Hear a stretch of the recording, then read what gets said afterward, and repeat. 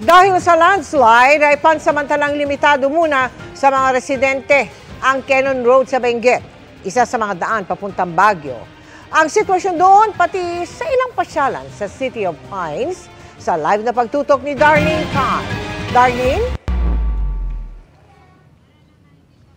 Mel, kagabi pinakanaramdaman yung Super Typhoon Pepito dito sa Baguio City. Nagkaroon ng pagguho ng lupa at lumikas yung ilang residente.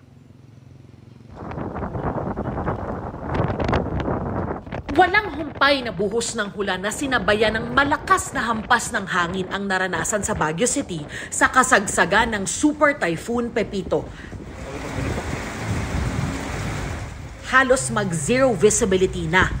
Mahigpit na binantayan ng City Camp Lagoon sa pangambang umapaw ito at bumaha sa lugar. Nagsilikas ang mga residenteng nakatira malapit sa lagoon. Si Nanay Virginia, hindi na raw matandaan kung kailan huling lumikas dahil sa bagyo. Nervyos ako, ma'am.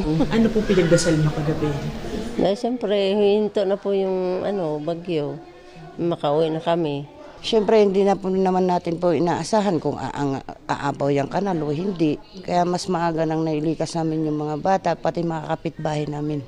Isa rin sa mga binantayan ng mga lugar na delikado sa pagguho ng lupa. Kaninang madaling araw, nagka-landslide sa Cannon Road sa bahagi ng Camp 5 sa Tuba, Benguet. Humambalang ang lupa at mga bato sa kalsada. Tulad na nakikita nyo, may rock netting naman sa bahaging ito ng bundok sa tabi ng Cannon Road. Pero dahil nga tuloy-tuloy at malakas yung buhos ng ulan sa buong Magdamag, galing sa tuktok daw yung debris na bumagsak dito sa kalsada. Sa ngayon, nagpapatuloy naman yung clearing operations ng DPWH. Kahapon pa sarado sa mga motorista ang Cannon Road bilang bahagi ng mga pag-iingat sa bagyo. Kaya walang nasaktan o sasakyang nabagsakan ng guho. Merong ongoing na yung isang ginagawa is a tunnel na to totally prevent yung rockfall. May tunnel na nagawa. Meron na actually isa eh. And another is ongoing the lower portion naman. Nagpapasalamat daw ang mga taga-Baguio at hindi nagdulot ng matinding pinsala ang Super Typhoon Pepito sa kanilang lugar. Thankful tayo. Dapat pangalagaan natin yung Sierra Madre. It can disperse. Yung expected natin gaano kalakas itong typhoon na to, madidisperse po yan.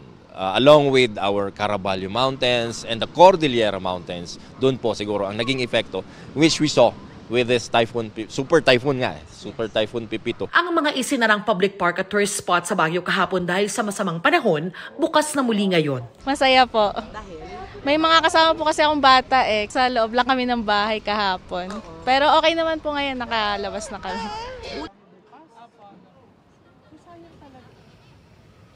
Mel, dahil marami-rami na kaming nakitang turista dito dahil mostly back to normal na yung situation dito. Para sa mga papunta pa lang po, ang daanan nyo muna ay Marcos Highway at Nagilian Road.